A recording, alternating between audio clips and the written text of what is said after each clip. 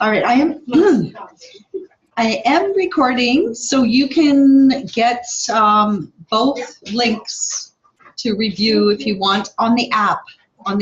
We do have a Spirit of Excellence app that is web app technology for you, Sita. You can join the app and it gives you automatic notifications. And our website is being all redeveloped by Web Geeks here in Windsor on Erie Street, and then it will be interactive. But for now, we use the app because it automatically sends out notifications. You can get it on your phone, on a tablet, or on your computer. And you can subscribe to the channels that you want. I have a beauty channel. I have a custom blending. I have a Models Wanted channel. My husband has his music workshops channel, and our volunteers have a channel. The students have a private channel for each one of their programs so that they can share, and I record and we send the homework there, in addition to our online course where they make their submissions, and then it prints out transcripts. So the app is really easy and quick to use. Website, right? It's not on my website. My website's being all redeveloped though, and then it will be just all in one. It'll do the same. But I'll send you the link for that. Yeah, I'll send you both by email. You can do it on your phone or you can do it on the computer. It really is web app technology, so it's like a website, but it's all user-friendly. What I like about it is that when I post something, if you have subscribed to getting daily notifications or weekly notifications, you'll get automatically that you'll know when there's something new that you subscribe to, on the channels. There's some kids programs too that we offer, and my goal is, and maybe I'll come for the couple of days a week too, our focus has changed so much to make a structured business plan for starting the modeling school again, because we do provide the Quest business and social etiquette and modeling school, and I get calls almost every day for that. So, but I just needed to develop a team of people, women, that could help and assist and work, some teachers for that. So, so there's a channel there for the modeling, and so we have a little bit, and the kids share and the teens do some things. So it's really diverse. Yeah, teen and preteens, and a lot of professionals have sent their sons for table lessons in table manners and etiquette. Oh, really? And we had a lot of fun. We rented the White Room here next door at the Grand Ballroom, and we catered in the meal. We taught them, we did some interactive games, on social icebreakers, conversation, having manners, going out with your parents, having a dinner someplace, and then how to set the table, what you use to eat with, and they loved it. They had so much fun, and it was really a great time. So we'll start, those are a good fundraiser for us, and also they are very beneficial to the community. They really help the young people have confidence. So, so I'd like to have some positions for staffing available with that. So the app, get the app, and then you'll be able to know about all those things. Yeah, thank you so much for this morning. That was really great opportunity. So just in continuing on with the vein of business and startup, I always like to finish up with a workshop. So this session got the super workshop because we were blessed to have Sita and the W5 here this morning. So I'm just going to do a little highlights on some tips on going into business or working as a cosmetician specifically. So my handout here, I just kind of wrote a little bit of my personal experience because I've had a lot of diversified experience, and that means all kinds of selling, all kinds of makeup, working for companies, being an educator for a manufacturer. Out of Las Vegas, there was a lot of beauty manufacturers out there in Nevada where they started, in California, and from winning competitions that I had no experience in, that took me on that journey that I never really would have predicted. I didn't plan out this. I didn't have a business plan back then. When you're young, most people, who has a business plan, unless you come from a wealthy family that is business like Donald Trump, or some family that is out there to do business. I'm sure his son knows how to have a business plan, probably already has one, but most average young women do not have a business plan. So this is so helpful. It could have really saved me a lot of time and wasted energy, but every experience that you have gone through is not a waste if you value what you've learned. So one thing that you can do is look back at what you've done so far and try to pick out the most valuable things that you've learned in each one of those jobs, each one of the life circumstances, and then put it down in your book, like start a journal book or a business planning book, an idea book even, and see where those things kind of chart a common thread, you know, and then they'll lead you to the place where you want to be. Having good people like this is so beneficial. So I've been blessed in having a lot of good people in my life, you know, that kind of directed me and gave me a lot of experience. So that's how I came to discover I didn't want to just sell makeup. I didn't want to sell the Mary Kay gospel. You know, every company tries to recruit you. And even still, this week I had a girl from Michigan or Pennsylvania write on my wall or send a message saying, would you like to sell some products in your school? You know, it's like, wow, you know, I have products, I have opportunities. So people will try to get you to do for them, right? But you need to do for yourself. You need to find what your vision is and what your purpose, so that everything you're doing is building upon what you want to do. You don't want to get sidetracked. So I found out that I didn't want to be a director in all these cosmetic companies because they just wanted me to sell, sell, sell, recruit, recruit, recruit. And I wanted to meet women and actually help them to develop their potential. I didn't want to just like, oh, you have to, like the answer to all your problems is to buy your inventory package of cosmetics and then to sell. So I opted out of going further in that career to do what I'm doing now, but I never really predicted, you know, where I would be. So when you're talking about cosmetics and beauty, did you know that the biggest industry is one of the biggest ones is cosmetics and beauty? And even in the times of depression, like when the economy falls out, beauty actually goes up a bit because people are buying less planes, cars, houses. They might have lost their house, they might have had to de-size, but they're spending more on little things. So you're in a really lucrative industry because you can choose to charge $150 for a makeup lesson, or you could choose to lower it to $80 or $20 even, and you're still making money, right? Because it's your time. So it's a good money-making industry that you've chosen. And so what's a cosmetician? Because I developed this certificate because people needed to get a job, like a promotion in the cosmetics department, right? And they wanted to know that they had some experience. Well, you had a lot of training, at least in the makeup. So you have general skincare knowledge, makeup artistry, and other beauty knowledge. That's what's really important about a cosmetician. But a cosmetician's not the same as a cosmetologist. Okay, do you know what the difference is between cosmetician and cosmetologist? Cosmetologist is like just like a doctor, and like he has a degree. Right. Yes. As a doctor, whereas a cosmetician can just do their course and then. Yes. Yeah. And a cosmetologist usually refers to a hairstylist, especially in the States.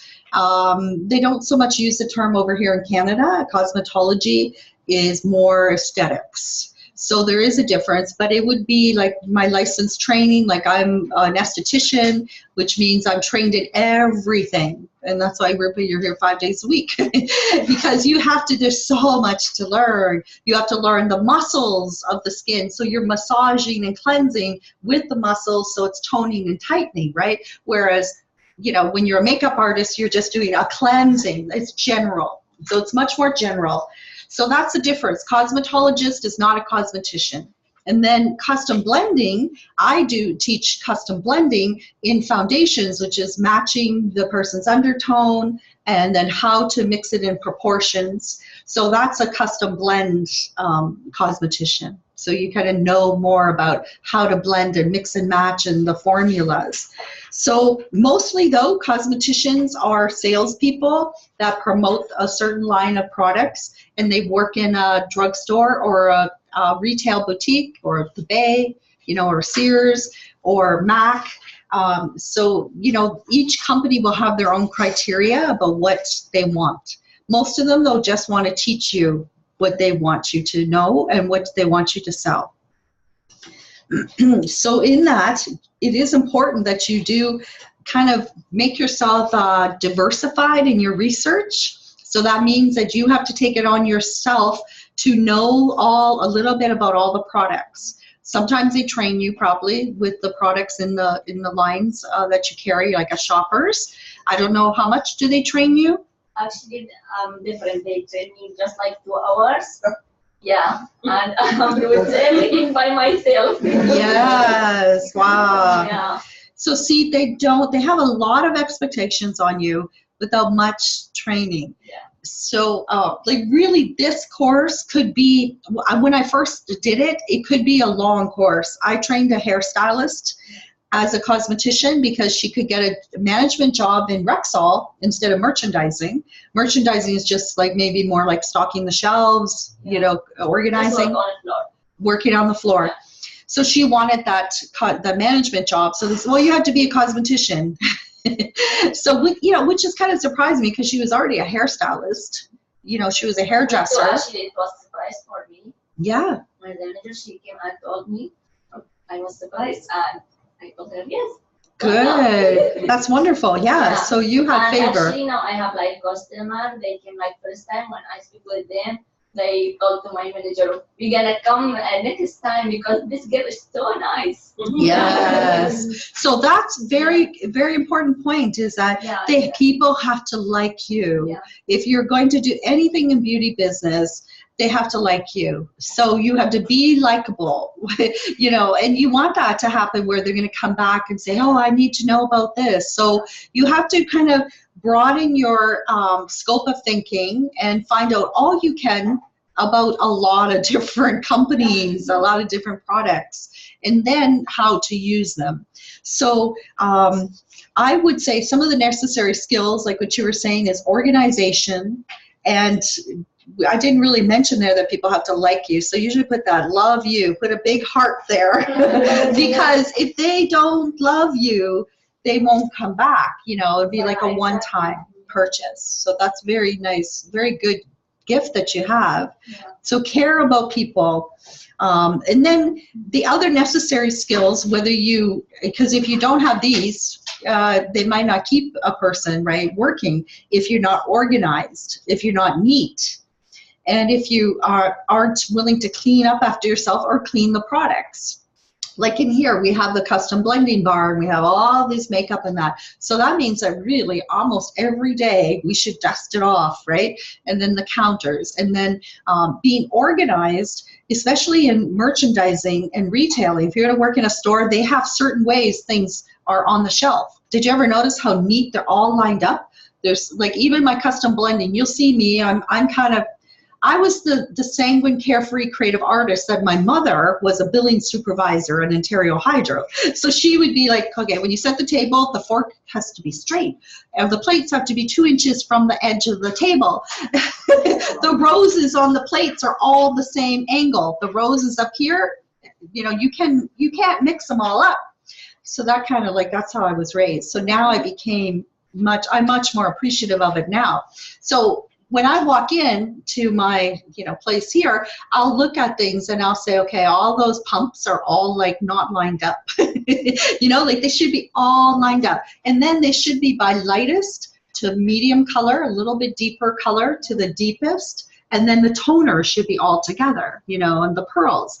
So, and then, you know, they shouldn't have anything dripping from them. So like, then I'll take my wipes and I'll do all that. So if you want to work in retail and as a cosmetician, or even have your own business, like what we're talking, you have to be like this. Otherwise things will get looking a mess and shabby very quickly. And my things last a long time because I keep them, you know, very well cared for, right? So this will help you to get a job as a cosmetician, to keep it, is being neat and organized, and they will want you to not just throw products on a shelf, but put it all like likewise. It's kind of got to look good. And another merchandising tip too is whatever's at the front or the end of the shelves, you notice all the sales are at the end of the aisles. So that's what products you put. So like when you walk into my store, I know my store is not the best store because it's too small. You know, we need a whole size, this size, right? But the most important things I want to sell and what I know you girls like to see is at this edge, at this outside edge here. And then whenever is my feature product, I usually try to make a little display, you know, 1 or 2 samples, things like that. So you have to have samples. So that means, you know, you have to put the right products in the right place. Usually they'll tell you what to do, I think. But maybe you can get a job as the manager, then you need to know what to do. Now we have Google. Honestly, you can Google how to be a good merchandiser. So write that down, how to be a good merchandiser, and just Google it, and then you'll learn. Because I could teach you for weeks on doing it, or you could come and volunteer here, and I could show you, hey, this is how we got to do it. Then you have to know too, where are your disposable products, right? So where's the products you use for testers? So if somebody walks up, where's my products, my samples, my testers? Then do I have wipes? Do I have Kleenex? It's all very practical. And then where do I sell my products at? So now they like that. Where's the products to sell? Where's all the colors? So you have to be organized and have all those colors and know where they are. So when I go to my shelf, I have to pre-look at everything so that I know, okay, I've got Elm, I have Moon Kissed, I have Sun Kissed, and then I want them all in the, like, so I don't have to like go, where is that, where is that? That's so annoying to me and unprofessional to people. So that's probably the most important skill is organization, neatness, and merchandising, so that you are good at what you do. Then love people too. You have to still love people, because if you're good at all that and you're not a good upfront person, then you should just be like an administrator probably. Because administrators don't necessarily have to be liked by people, right? I'm a little bit of everything. I'm more a mentor and a consultant. I could walk in. Actually, we'll be doing more of that. I think that's really my mission, is to be more of a consultant, because I could walk into your business or your plan and I could tell you what's wrong with it and what's right, and then how to make it better from my experience and seeing things that work and that don't work. So you want to be have a lot of product knowledge, so you're going to have to read up to date or get flyers from the companies that you work for, that they sell, and stay informed on the latest trends. All right, so you got to do a little bit of research for yourself and be informed. And then most of all though, self-motivated. People want employees to be self-motivated, and if you're going to be a leader or have your own business, you have to be self-motivated. That means you don't have to be called, you know, to do something like on time. You don't have to be reminded, like all those kind of little things, right? You have to be like thinking, oh, what is it I'm supposed to be doing today, or what's my goal, or like what's my plan for my job, what did they mention? And a lot of times bosses or management will not be good communicators. They're supposed to be good communicators, but not often are they good communicators, right? How many have had good bosses that were nice to you and then told you what to do, and they told you when they wanted something changed? Most of the time they might not do that because they might not have time, you know? So you've got to be able to work on your own and in a team, and then write down write down a plan of action on what you have been told, because if they told you once, that's very important. If they told you twice, you're almost in trouble, right? If they told you 3 times, they're probably looking for new people, okay? So that's just think about that. I mentioned punctuality and taking initiative. So that means like don't walk in and wait to be told what to do. You know, these are just basic employee skills, but especially in cosmetics, because it's so competitive, right? And it's so glamorous. We think we're going to walk in and, oh, I'm here to show you how I do my makeup and how you can look as good as me. And it's like, no, like you've got to do inventory. You have to dust off everything. You've got to know how many you have of this shade. It's so hard, like for me, the first time, it's so hard.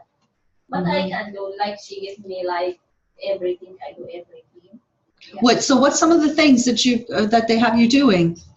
Actually, like we have, like when we give the customer, I have to speak with them, like to by the staff or brand. Yeah. But all the manager stuff's my manager. She do it. So she's got you. What about retail, the merchandising? Do you have to restock things or take counts? And No, I'm still there. yes, Also. yeah, okay, Yeah. all right. So the manager does that. No, I didn't. You do it. So you have to count. You have to replace some new things. Yeah. Yeah. You have to. Do they have to? Who cleans? Actually, it depends. Sometimes means anyone it has shift to do everything. Okay. Yeah. So whoever's got the shift does everything. Yeah. I just like to know because sometimes things change, maybe things get better, but you know, from what I've experienced when you're in retail. It depends about where you are work or the team. We are good team there. Yeah, that's very important, a good team. So don't make enemies with your coworkers. And my manager is so nice. That's good. That's good. So you have good management. Yeah. So that's very important. Be a team worker, but be able to work by yourself too. Yeah, sure. Yeah, very good. Displaying products we talked about, inventory keeping, selling. So selling, let's just talk about selling, and your professional image is important that you look the part. The girl that you referred here, Naran, said that she loved how you did your makeup. So she asked you about your makeup and where you learned or something. I guess you told her here. So I know that, you know, all of you have had skills though before you came here, but I just kind of like saw what you could do and just refined your skills or just improve or just showcase them, really. So thank you for referring. So that's really helpful. Word of mouth is the best. So your professional image sells what you do, and it makes people come back.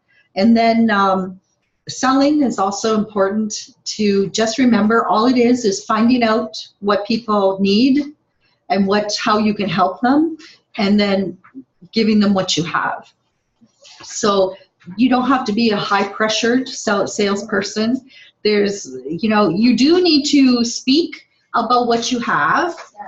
Yeah, you need to speak about what you have, and you need to tell them what you have and ask them, what would you like? If you don't tell them and ask them, then they won't even know that you have those products to sell. I mean, in a store, it's obvious, but sometimes we're too shy, right, to say, hey, did you need that product today? Did you need any custom blend? Or did you want to come back another time for that? So maybe at first you're gonna be shy, but after that, no. Yeah. Like at first I was so shy. Yeah, but like 2-3 days after that, no.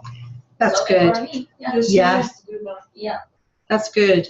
That's really, really good. Yeah. And then you have to be honest with people. Yes. Exactly. They know when you're not honest. Yeah. No one. Yeah. Yeah, no high pressure. You've got to be truthful. That will damage your skin. That's gonna help your skin for allergy. I'm going like, okay, I try and put on my face, and next day my face will become like this big and red.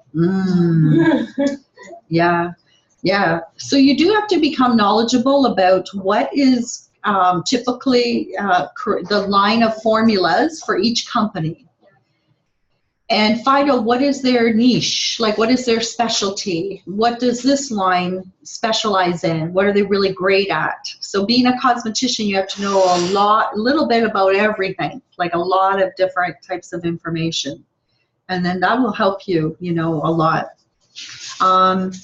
Yeah, let's just see here. This is something I shared. I have this in the aesthetic course because I do a lot more on business planning and the salon outline and that. I know Rupa has this already, but this is just a really good checklist for you to kind of learn by observing other places. It doesn't have to be a salon, but when you visit a salon or, you know, a boutique, if you're thinking of starting your own business, then you can use this as a checklist, and you can rate places from 1 to 5, 5 being the best, and then 1 meaning needs improvement. So image, let's talk about the image. So is the salon's image consistent and appropriate for your interests? So mainly is, as a business tool for being a cosmetician, what kind of an image are you communicating? And what kind of an image are you portraying for the store that you work in? Are you making the atmosphere inviting and pleasing? What's the decor and the arrangement? I know a lot of times at the places I've worked in the past, they allow you to be creative and create themes. Some companies have a theme and then you change for the season, the different seasons. And then professionalism, presenting the appropriate professional appearance and behavior. And then giving clients the appropriate levels of attention and personal service, or do you act as if their time is to socialize? So you have to make a fine line between what's too friendly or just socializing and what's professionally caring for people and being, interested in them. All right. And then here's a little bit on management. Yeah, if you walk, this is more for your own business, to see about what kind of signs are being well managed. Is the phone answered promptly and with professional telephone skills? Is the mood of the salon positive? Does everybody appear to work as a team? So when you do start your own business, you want to be sure that everyone knows their job and their area. Yes, Victoria. Okay, so if you're like working at in retail, how do you I forget, there's a word for it, but I can't think of it. Like when people steal stuff or like they break something, like a product. Okay. So like how do you deal with that? You mean a customer? Yeah, if a customer like steals something or like they break a product. Call the police. They call the police for theft. That's bad. Shoplifting. Yeah. Each store will have their own procedures. Clients breaking things, you can't do much about that. You need to make sure everything is safely placed, not crowded, so that it's not easy to knock things over and break things. What about that one was like an accident? Yeah. I came and they should pay for this. Customer service. That's an accident. Those clients won't come back. No. If you make them pay whatever they break, they will No. not come back. People lose the money. Yeah, You but gotta that's- take it there sometimes. Customers are always right. The worst, Biggest smile. yes, the worst thing They that's, destroy their stuff. yeah. Oh, Even you still need a biggest smile. Even they ask you to lock down something, you still need to have a bigger smile. Yeah, because nobody likes to be made to feel bad. And even if it's the truth, Actually, in my country, if not good. you destroy anything or you break anything, you should pay for it. Yeah, that's Well, in China too. Oh. Easy. But not in here. It's not gonna work. Oh, if it doesn't go out of the store, they have to pay. They lock down you. They lock down the shop. You still need the biggest smile. It's okay. Don't worry about it. I will fix it for you. She gives me the receipt. Yeah, it's That's different, right? Yeah. At least I will offer. I can't pay for this. sure. I can offer it. It's my responsibility. But most of the time, it's just a write-off. You have to write off certain things. Insurance Product use, write off. You use them as samples or something, or throw it out. Yeah, customer service is number one. The customer should always be treated with honor and like a king or Yeah. queen. and I do have to say that customer service in this city has really gone down. Oh, yeah. Oh, it's terrible. Like you ask for things and they make you feel like guilty about asking. That's just wrong. I still believe in the old way of customers are always right, or at least, make them happy and please them without them being abusive, of course, but there's Walmart ways. did it. Yeah. Walmart. Even you open up thing, no receipt, you're using it, they still take it back. Wow. If you service like Walmart to your customer, your business will be like Walmart. Yeah. Yeah. Actually, each company has like policy Mhm. different, Yeah. so you Yeah. can't like judge everyone. Yeah. Yeah. Yeah. Even Most Canadian tires most companies have good policies. So I would say, Victoria, check with where you're working. They'll have some kind of policy. They should teach you when they train you. What if you see somebody steal something? Well, I would immediately go to tell my manager or whoever's in charge. I wouldn't go after the person. Yeah, because that could be very dangerous. Yeah. But there should be a procedure, about how you handle that. So find out all those questions are good and write them down, and then make sure that they cover them in your training. Sometimes training's fast. Sometimes it's very good.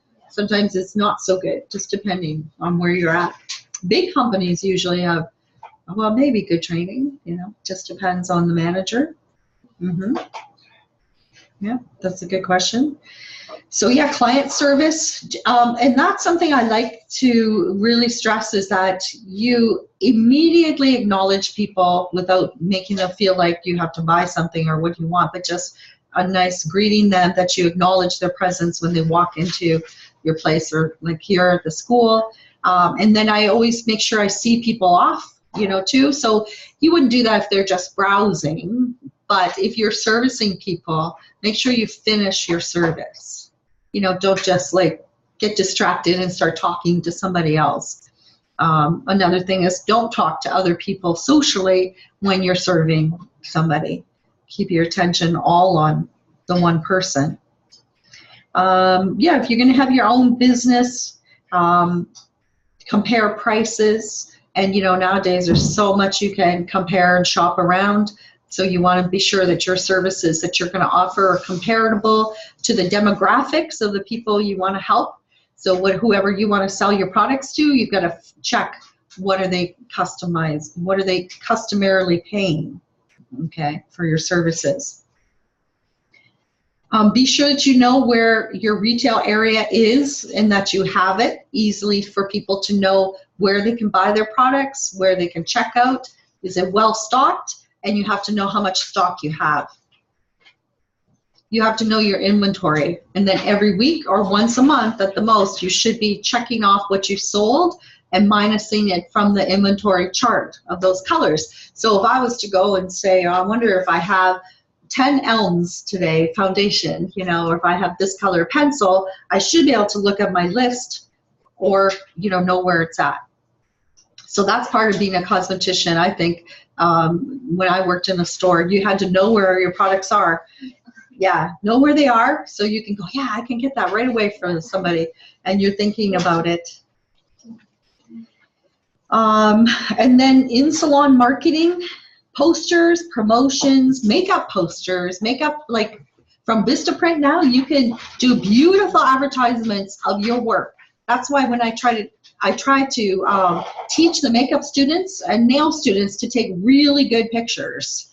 That's still kind of like, not as improved as I would like, but you need to make up an area. Like I have this backdrop here for my before and afters, right? Girls, and we take our pictures here. So it shows my brand. It's, we should put what Rupa said, a LED light over it. But what we have is we use the selfie lights, so get all the tools that you need so that you can take good pictures. You put this on your phone. Have you seen these? So you can take a perfect selfie of yourself and get like no shadow. You look younger. Look at this.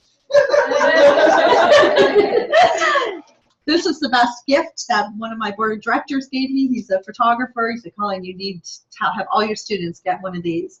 So now the girls are taking really great pictures and then collaging them. Marketing is so important, and it's simple, but I know it's kind of technology, and this tech savvy, but that's why I make you learn how to do that. Plus, I want to see them when I'm grading them, or if I was a customer, I want to look, is that the look I like? Does she do those straight? Does she do the eyeliner straight? So that's going to sell your work as a makeup artist, to learn how to do good pictures and good social media. So when you're taking pictures, there's so much to it.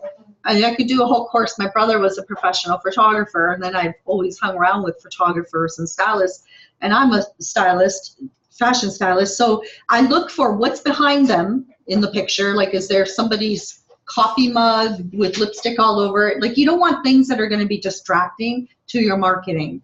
So take your pictures with a nice plain backdrop or a pretty backdrop or something. And then take those good pictures at resolution, high resolution, like iPhones now, they have great resolution, to Vistaprint, upload it to Vistaprint and make your own posters. So it's like, Naran's beautiful makeup, you know, and Leanne, so that people can see your work. It's just really, really important. And then also make a list of all your services. So everybody, if you go to a new salon, like these are the things you're kind of looking for without thinking about it. What do they do? What do they offer? How much? So you need to do that for your own services. Or if you're in another place of business, make sure you know what they offer. Okay? So that was just like a little salon visit checklist if we go spying on salons someday in aesthetic class. You know, because you should know what your competition, and you get great ideas. There's nothing wrong with that. Don't be deceitful about it, but I mean, just be aware of all that you can do. Oh, and then here's a sample interview. Is very good of if you're going to apply for a job. So you should try to fill out all these questions for homework. How about that? Explain what motivates you. People will ask you, employees and interviewers will ask you the randomest questions, like out of the blue. Explain what motivates you, Victoria. What motivates you? You're here for a job. What motivates you? And you're like, I know What's your that. skill? I do have an issue. What motivates me is just like, hey, what's the job for? For here, like for here, like say you're interviewing me, right? yes. Okay. Yep. My motivation. You guys like to interviews. Fire. I know. So you know what is good to do is to role play. And that's what I like to do, and I have more time. And I'm sure you do this, you know, in your courses. But like role play in a safe place where people, you know you. But like, you know, do this and try to write it down now. Say, well, what's like 3 things that motivate me? Are you all set? Yeah, Thank you so much. Yeah. Thank you. Yeah, thank you. So I will be in touch. Yes, yeah, we'll talk next week then. Yeah, thank you very much. I will send you your pictures. Yeah. We'll send them all the pictures. I'll send them to everybody. Hi, lady. Thank you. Very much. Like use the filter before you use the poster. Thank you very much. Thank you. Bye. We'll send them we'll send all the pictures to you first to do the Because Nana, she filters. didn't make any filters. All the time she posts the photo will all look like a snake. A snake. Okay, so think about, everybody should think about what motivates you. One thing, okay, and then we'll hear it. Okay, what motivates me is making people feel good about themselves. Okay. Good. What about you, Eliana? Me? Yeah. Yeah, to make people happy. Make people happy. Okay. Yeah, to make people pretty. Yeah. Make people pretty. Yeah, if you see like lady, you just say, I will make you look younger. Yeah, that's good. How does this work? What about who else?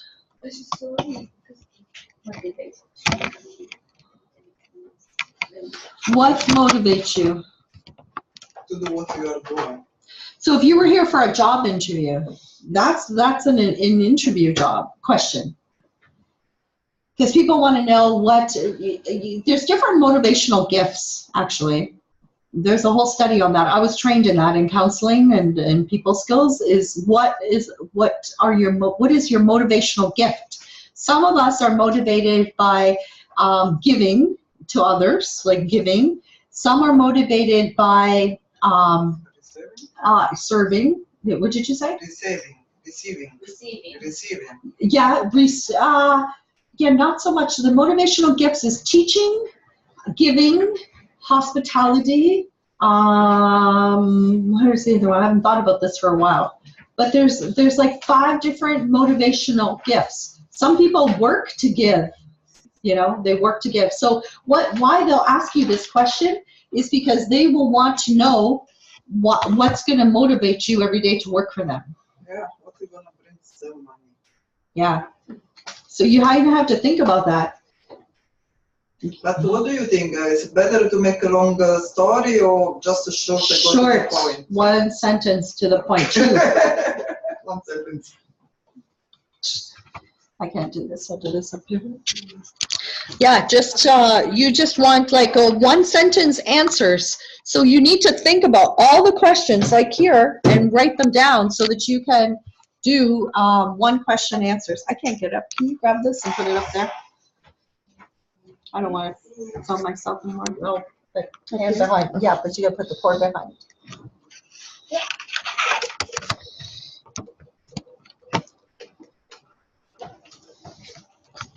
There it goes. Good. What's your three strongest assets? That you should know. What's your three strongest assets, like skills, or what do you have to offer? Fast learning. Fast learning, yeah. Good. Group talk. Positive attitude. Yeah. Work in the bishop. Yes, that's good. Work under pressure. Outgoing. Mm-hmm. Flexible. Flexible. Yeah, that's good. Organized. Mm-hmm. Yeah. So think about these things. What's three areas where you consider yourself weakest? Shy. Shyness. Emotional. Sensitive.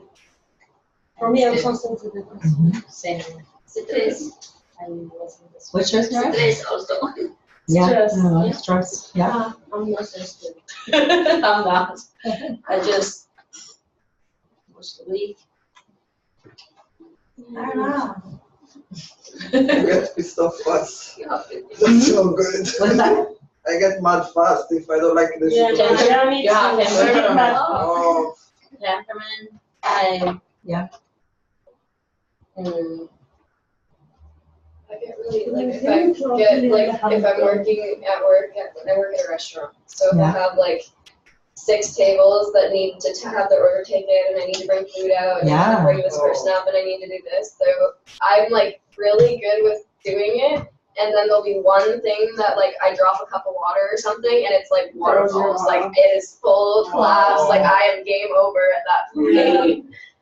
Yeah, working under so much pressure. Like I've had it happen a Yeah. couple times, or like Yeah. I drop like a plate of food or something, and it's just like, okay, I need to poop. Yeah. Yeah. Patient, maybe for me. I don't have really good patience.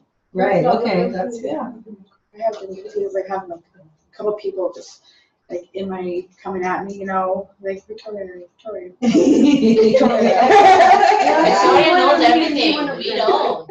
Victoria knows everything. That's why. I love Victoria. I try my very best. Yeah. Yeah. That's means you are the best Victoria because everybody like calling you name all the time. You should be happy because we can't live We'll make without a you. song of We it. can't live without you. I am very happy.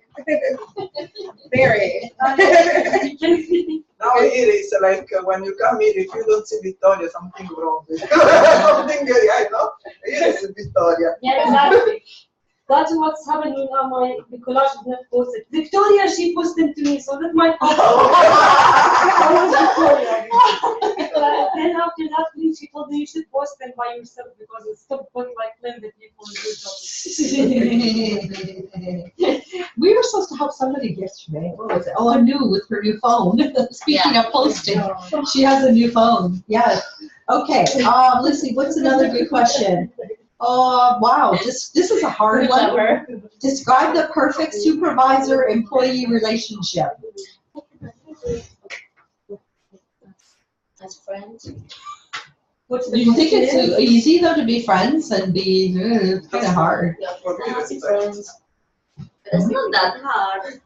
It's not that hard if they No. are nice What's and the you are question? nice. It's If not they that are hard. nice. How long do you work with them? Describe the perfect How long do you work with supervisor your and team? employee I relationship. have like Professional, 4 months a or 5. little, like, But you should I be love all of professional them when because you're they are working all on of them the nice. and outside that you can be anything, friends or whatever you are, but then when you're at the work, it's you should be professional. Yes. Yeah. Because that's, if you're not, the person's really not gonna care. Okay, okay, she treats me as a friend or dear friend, Yeah, I can do anything. yeah. No, I mean, friend is Too like, nice yeah, to be nice to each other. Nice to each friend. Yeah. other, yeah, But you still need to get your work done. yeah, You still need to listen to her if she's higher than you, yeah. no matter what. Even like I work for my mother-in-law. My mother-in-law is my head boss. And at work, I don't even call her mom. I call her name by Susan. Yeah. But when we go home, like I call her mom. So Yes. You should have a limit. yeah, people don't even know it. Like she's my mother-in-law. Yeah. Like when I go to shoppers, I feel weird because I'll say Tammy and she Yeah. won't respond to me. I'm like, Mom, I'm talking to you. Yeah. Like, That's good. Yeah, treating each other with respect and the professionalism, respecting that they might have to tell you, ask you to do certain things, and yes, that's good, good. So let's just see here. Oh, yeah, and here's determine your level of interest and your skill ability in the services that they offer and the salon where you're being interviewed. Please complete the following chart. And the timing. You should know with your services and what you do offer, what your timing is. So if you need to work on your timing, you might need to make it faster, you might need to improve, but be honest about it. It's better to be honest. Don't try to lie about that. I'm really quick, and you know, things do take time. And then the next page here was just some of the highlights. She did talk about a lot of this, right? And you're going to cover that. That's a wonderful opportunity that she's offering us to be able to go and get the help to make a business plan. So this is all the breakdowns that she talked about. I've had professional training and have done several business plans over the years in my own organization. So that gives you the outline. So start to think about these things now, because when you go to do that course, it's a lot to try to decide. Which page do you have? This one, 793. Yeah, I wrote this up. Yeah, I had two people connected with me. Oh, do you? But I it's okay, I'll look. I use that. It's okay, Lana, she has one already. The fourth page. You can share it. 793. It's page number 4. Was the fourth one? Yeah. I don't have no more papers. It's okay, we'll use Oh, it. this Lana. one is, she left me.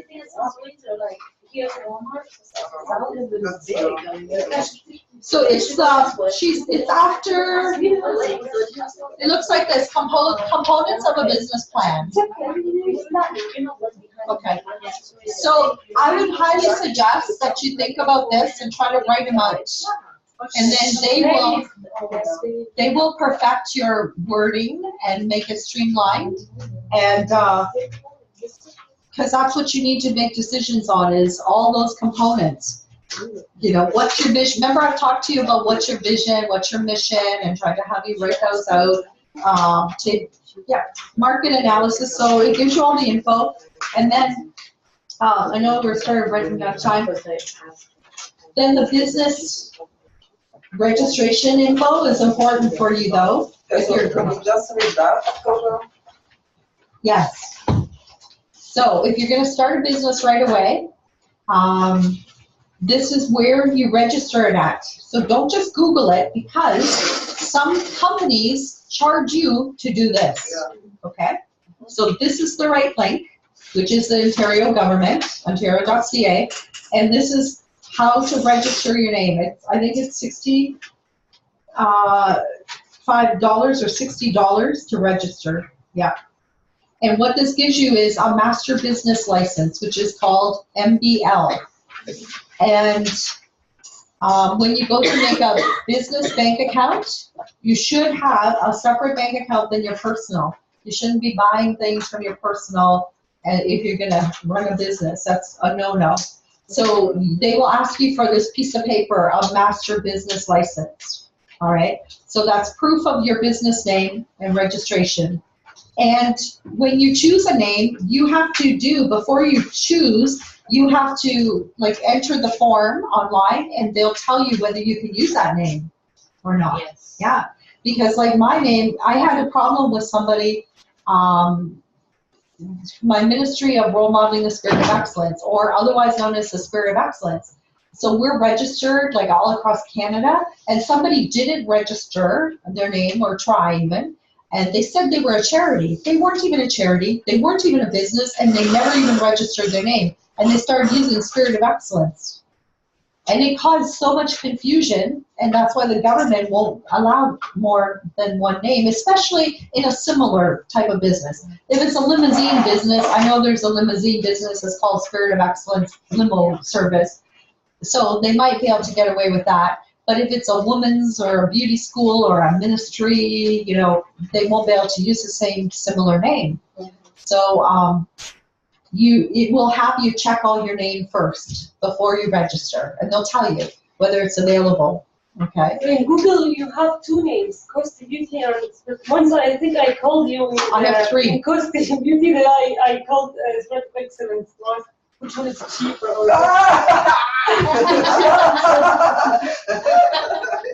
Yeah, I was confused too When I in the was, beginning. yeah, I called like I was searching for a school, so I think I called her twice. Like, Yeah. the same, I think the same. Like.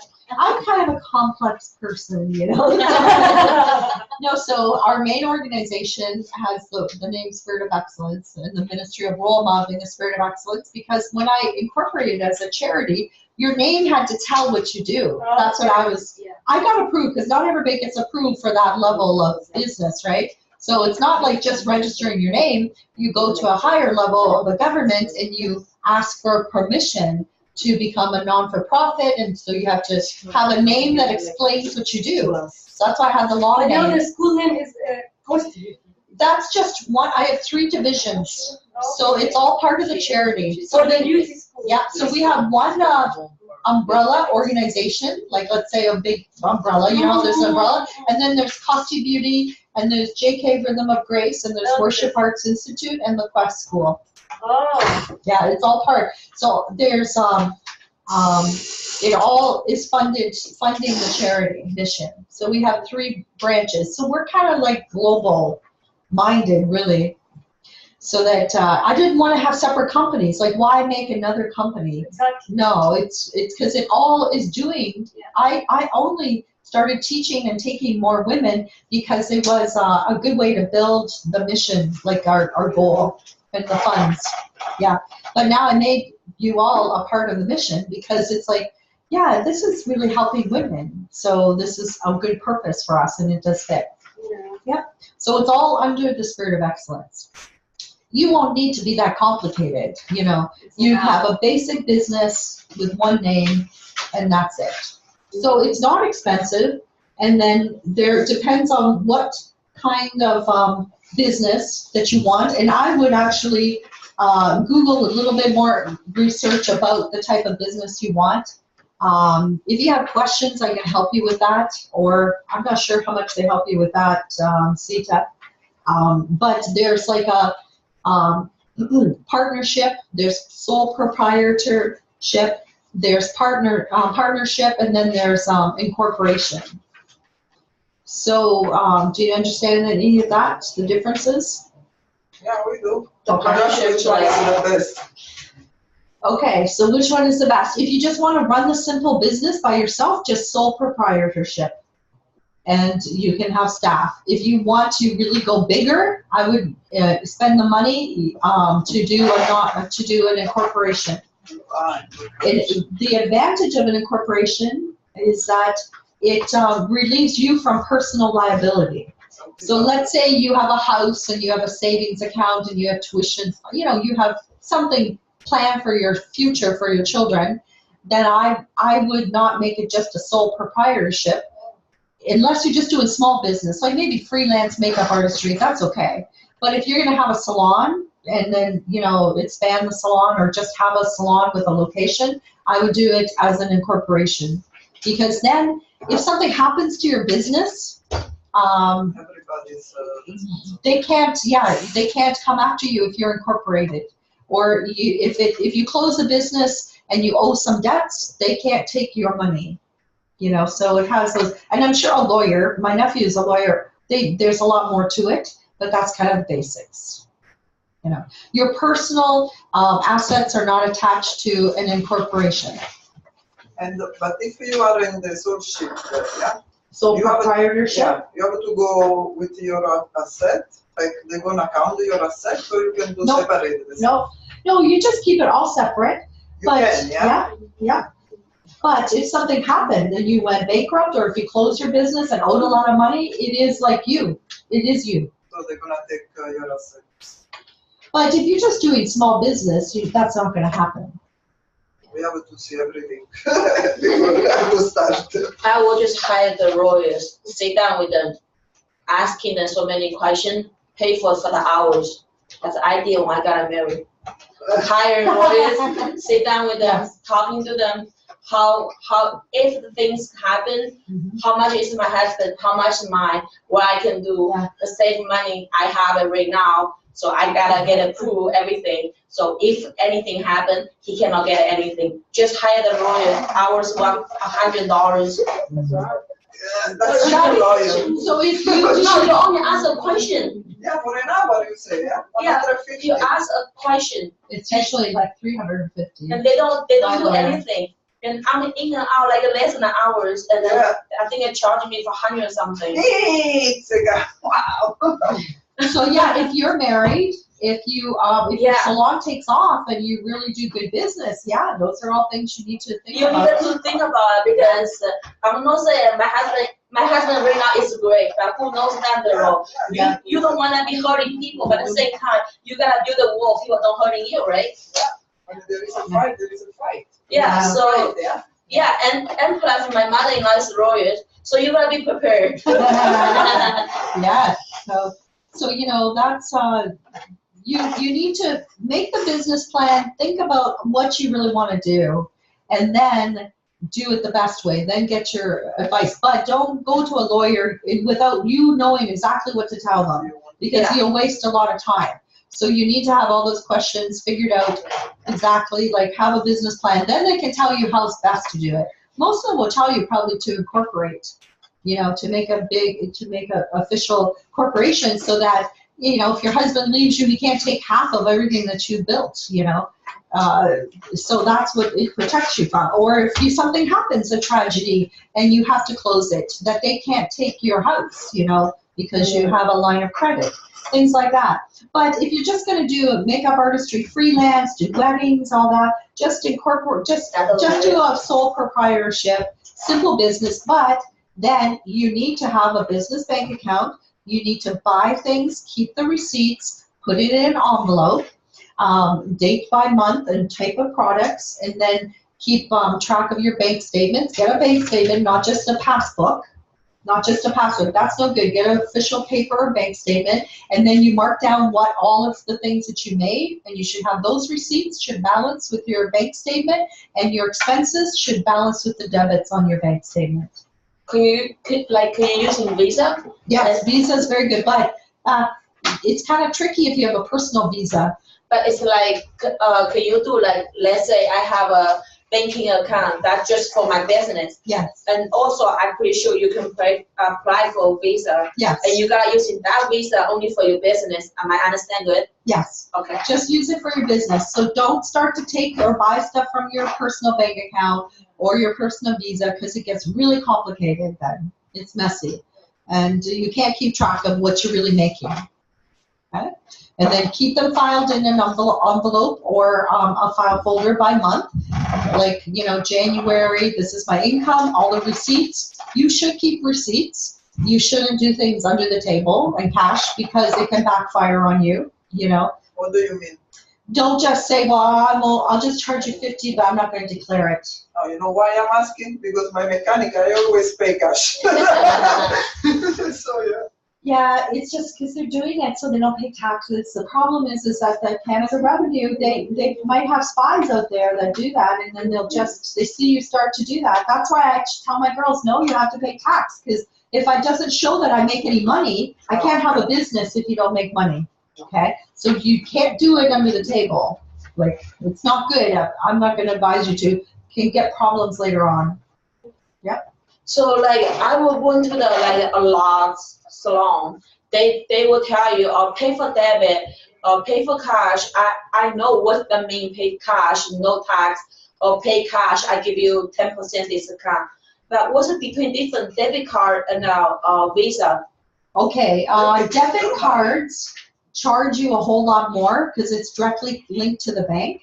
They charge you for the machine. That's why I don't have debit machine right now, because they charge you for every time you deposit, and they take a fee off of every sale. So if it's $100, I'm losing like 4% on it. Plus, you might pay a bank machine charge, like the machine that you swipe, and you pay for every time you deposit it.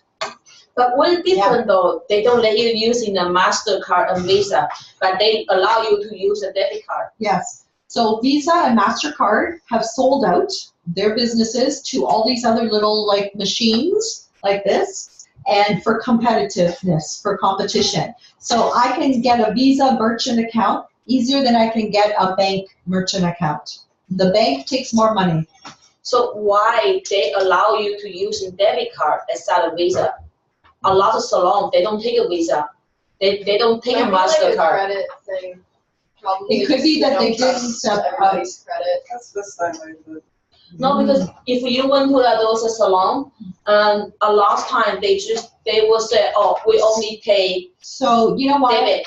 They cash. just choose one or the other. They don't choose both. Just like I only take credit cards. I don't take debit and credit cards because then it costs me too much. I would lose too much. And most people will either have a credit card or send me an e-transfer, right? So they might just make a decision that, hey, everybody wants to pay by debit or Visa debit, right? Because I know a lot of you have debits or Visa debits, and I don't take them. So you're saying, oh, don't you take my debit? That's a Visa. So, you know, I might decide to take the debit machine, but then I'll have to pay more money. So then I would take both. So it's just like a business decision you make. And salons maybe get a deal with one company or one bank, and then they go, why, they hardly charge me for debit cards. But credit cards always take 4%. That's a lot of money. Like, you lose a lot of money on I that. know at my work with ours, we have a TD one that's debit or credit, but they take $1 every transaction. Plus a percentage, plus a deposit. And if you have tap on the machine, it's an extra like 3 cents every. Yeah. What? Yeah. Not even a word that you have it. My boss wouldn't get tap Yeah. for it because it was Everywhere. That's why I don't get. That's why I don't take a debit card. So the tab. They keep 3 cents per tap. yeah, I didn't know they that. charge you Like in the on their office. machine. Everywhere. Like when you go to a Toronto area like Everywhere. that, and usually a lot Like, of not for they you. came to my they don't work, take a they Visa, paid they don't take a MasterCard, they only company have that said you pay debit $10 to my work. cash. My work would only get like $9 or $8 Shoppers, and the 90. shoppers. No, I work in a restaurant, but like because of the way it works, like say you paid $10 for your meal and everything, Mhm. the bank would take $1 for the transaction, and if you use tap, they take another 3 cents. Oh my Yeah. God. So now a good thing But about there's also business. no tax above the $100. Yeah. Yeah. No So tax. that's kind of like bad. You know. Yeah. So I usually have some small sales, but it's kind of tuition Yeah. sales. So My boss now charged me, this like, is a new $10 thing, eh? Mhm. If you Yeah. want to know more about having your business, I can send you a link. It's a referral link to get a Square machine. Because Square will swipe American debit cards and then all credit cards, and you don't pay a monthly fee, you don't pay a fee for this, but they do keep a percentage Oh my God. of your sales. So That's kind of easy. That's kind of like a different company, like different bank or Yes. how's it? It's not a bank, it's a financial company called Square Up, Okay. and it's worldwide, and it will work online, like so my people can register online or in person, So or any, by phone even. any Visa, Yeah, any Visa, American Express, Discovery. the Yeah. cheap, so cheap, It's the cheaper cheapest. the bank. Yeah, cheaper than the bank. And you don't have a monthly fee, so maybe you don't make any sales or you take a month off, you're not paying for it, only when you use it. Oh, that's cool. Yeah. So what's the machine look like? This is it, it fits into my That's what phone. they're using Yeah. in saloons too now. Yeah. You can put it on a tablet or an iPad, and you can set it up like a cash register, you can put your inventory in it, and you can put your products. Like when I went to Yeah. Vancouver, a lot of places didn't even have cash registers. They just had like a A tablet. tablet, yeah. And you can even do it without being connected to the internet now, they have offline service. So I can take this anywhere, and I can also take phone call charges too, by phone. This is probably the best, because I do things, I kind of scout around for the cheapest. I thought you do something. Pauline, 2 seconds. Can you cover this in 2 seconds? Yeah. The small business, What I have question? to go. That's why. Oh, the networking, local resources. Yeah, networking, yeah. Yeah, look on Facebook or the website. They have a small, and she mentioned it, Small Business Association is in Windsor. There's like packets of info you can go there and get, and it's every form that you might need to start a business, like with rent and with like setup and licensing. So when you're doing something from your home, do you need to declare it that you're just a small business? You Yeah, should. you should. And the advantage of declaring it is that you can write off a percentage of your utility bill. Everything, with eating, And of your house, and of your phone, and everything. So let's say the room you use is like 10% of your whole house size. So then if your heating bill for the year is like $2,000, you can write off 10% of that, against your taxes for your business. So you should declare it, because if somebody ever complained about you, or if they ever wanted to make a complaint or a problem, you could get in a lot of big trouble then if you don't have any business declared and you have a business. Yeah. Like, it's just, I don't know exactly what they would do, but if they start to, charge you a fine. Yeah, you need to have a license or something. Yeah, you need to do this. So you need to do this business license. Yeah, and then all of our kind of businesses don't need a city license. Hairstyling needs a city license. No, hairstyling doesn't either. It's other professions do, like reflexology, massage. They've made the city has to give you, you have to pay the city for an extra license. But with beauty and makeup and hair and nails, you don't need to. Thank you very much. See you Thank again. you. Thank you. Okay. Yeah, my mom, she keeps sending me a message that she will kill us because Let's stop this.